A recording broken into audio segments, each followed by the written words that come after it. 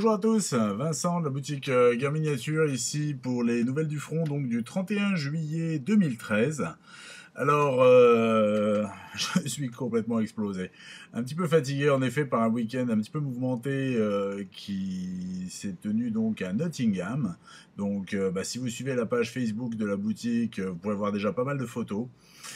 Si vous ne suivez pas encore la page Facebook de la boutique, c'est un bon moyen de vous y mettre. Je vous mettrai le lien en dessous. Week-end à Nottingham qui a consisté en fait à ma participation au Warlord Games Day, bien sûr. Événement très sympathique qui a été un grand succès. Qui a permis de voir de magnifiques tables de jeu, de magnifiques petites previews sur les produits Warlord Games à venir. Des petites choses très très très sympas, notamment une boîte de jeu en fait dédiée à Bolt Action qui aura pour thème Pegasus Bridge, donc ce pont en Normandie qui a été pris par alors c'est les parachutistes britanniques mais qui sont venus en planeur. Pour récupérer ce pont, pour sécuriser ce pont. J'ai pu voir aussi, mais ça pareil, j'ai fait des vidéos, en fait, j'ai fait plein de films. Mais il faut le temps que je dérush le film, que je fasse le montage et tout ça, donc ça va venir dans les jours qui viennent, ne vous inquiétez pas.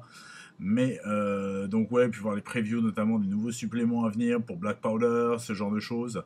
C'est du top de top. Vous aurez aussi le droit à une petite interview des frères Perry qui étaient présents, avec lesquels j'ai pu discuter un petit peu. C'était vraiment très sympa.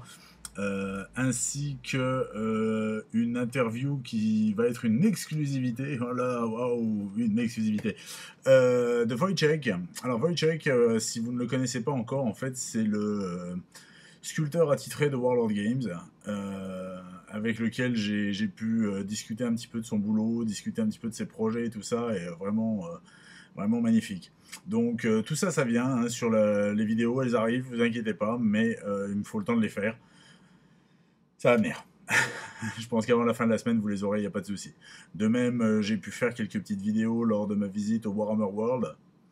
Pareil, ça vient, il n'y a pas de stress.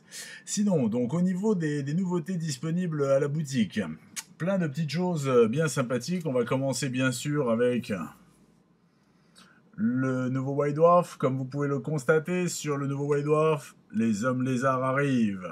Donc en effet, le livre d'armée hommes lézards devrait être disponible dès ce week-end, dès samedi hein, bien sûr. Donc voilà, je pense que ça va être un succès bien agréable. Pour rien vous cacher, je me pose même la question, quant à moi, faire une petite armée homme lézard. J'avoue que je suis tenté. Bref, on verra bien. Sinon, comme d'habitude, on retrouve bien entendu les articles courants du White Dwarf. À noter, un bel article qui parle de Bretonniens. Est-ce que cela serait un signe? Je ne sais pas. Mais le fait est que les Bretonniens sont à l'honneur aussi dans ce White Dwarf. Donc, et là je vous cache pas qu'une armée bretonnienne, là c'est clair, je replonge direct dans Warhammer. Mais bon, bref. Donc, le nouveau White Dwarf, bien entendu, disponible. C'est une bonne chose. Sinon, au point de vue Seconde Guerre mondiale et bien sûr Bolt Action, alors là, nos amis qui jouent l'armée allemande vont être aux anges, avec d'abord la boîte d'infanterie allemande début de guerre, Blitzkrieg, donc super boîte avec des figurines très dynamiques, des poses géniales. Donc boîte de 30 figurines plastique à monter. À noter que Warlord a, on va dire entre guillemets, un petit peu appris, je vais pas dire appris de leurs erreurs parce qu'ils n'ont pas vraiment fait d'erreurs, loin de là, mais notamment au niveau du montage des bras et des armes, en fait on trouve beaucoup d'armes avec déjà les deux bras fixés dessus, ce qui est bien entendu beaucoup plus simple pour le montage. Donc en fait une super boîte allemand début de guerre, le top. Toujours pour l'armée allemande bien sûr, les pionniers dont la spécialité était bien sûr de construire des fortifications, de pouvoir construire des ponts pour faire passer les armées, et bien entendu, comme leur spécialité était la construction de ces choses-là, ils étaient tout à fait capables, et ils l'ont prouvé, de pouvoir les détruire. Donc en fait, on retrouve une boîte avec 31 figurines à l'intérieur, mélange de plastique et de métal. On va y retrouver des lance-flammes, des fusils anti-chars, des charges de démolition, des grenades, plein de choses sympathiques. À noter, j'essaie de le retrouver, il est là. Oups, voilà, les charges mobiles sur chenilles Goliath, qui étaient utilisées intensivement pour démonter du bunker. Bref, les joueurs allemands apprécieront. Toujours dans la série Je joue les Allemands à Bolt Action et je ne sais plus quoi mettre dans mon armée. Eh bien, un nouveau Half-Track, le 251-10, donc équipé d'un canon anti-char. Eh ouais, donc là en fait on a du canon anti-char mobile, c'est un kit en plastique, ça c'est super, il est basé bien sûr sur le Half-Track 251 qui existait déjà précédemment, donc dans lesquels ont été rajoutées des pièces en métal et en plastique. Non, métal et résine, pardon, excusez-moi, pas plastique. Le kit est en plastique avec des pièces métal et résine. Bah, ma foi, ça va être une pièce très très très sympathique. Euh, le pack 36, donc canon anti-char relativement léger, à savoir qu'ils ont été utilisés pour la plupart d'entre eux en Russie et en Afrique du Nord. Donc bien entendu à l'intérieur vous avez le chef de peloton, vous avez le tireur, hein, je vous montre l'illustration arrière, voilà, donc vraiment un très, très chouette kit qui devrait ravir les amateurs de chars et de véhicules allemands. Toujours pour Bolt Action, le livre d'armée japonais est sorti, il est arrivé, je ne l'ai pas là sous la main, mais il est là, je l'ai reçu, il n'y a pas de souci. Et pour aller avec, le tank type 97 Chia.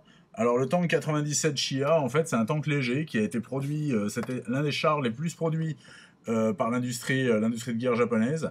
Il avait cette particularité, c'est qu'il pouvait passer partout. Et en fait, bah, les Américains, notamment les Anglais aussi, bah, se sont retrouvés à quelques occasions face à des chars, alors qu'ils étaient en plein milieu de la jungle, et donc grosse surprise. Donc véhicule très sympathique qui, je pense, plaira aux amateurs d'armée japonaise.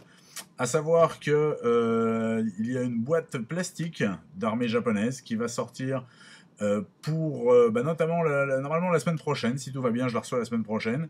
Et justement lors du Warlord Games Day, bah, j'ai pu également voir, et pareil vous le verrez sur la vidéo, les tri-up. Donc les tri-up en fait ce sont les figurines à l'échelle 3 qui sont utilisées pour la confection des kits plastiques. Donc les tri-up des Marines américains.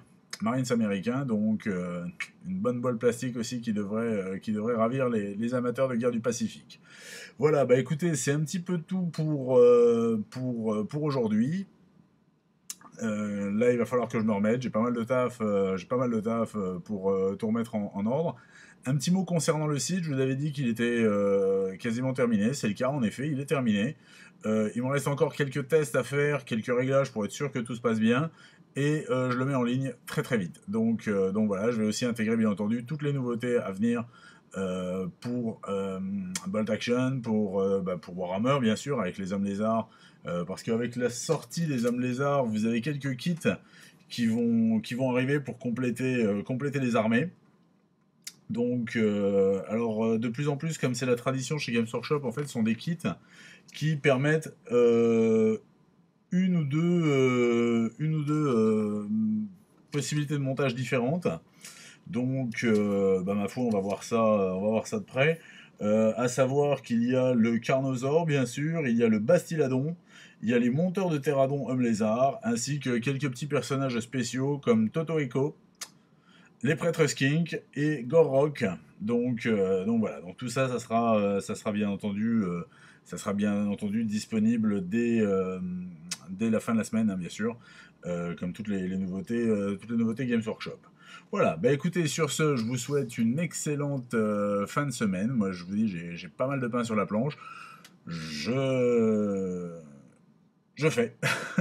Je fais en priorité les deux vidéos World Games Day et Warhammer World. Vous allez voir, c'est vraiment superbe. En ce qui concerne le World Games Day, ça a été vraiment une journée épique. Bon, il faisait super chaud dans la salle, il y avait un monde de folie. mais c'était vraiment très très agréable de pouvoir discuter avec un petit peu tout le monde.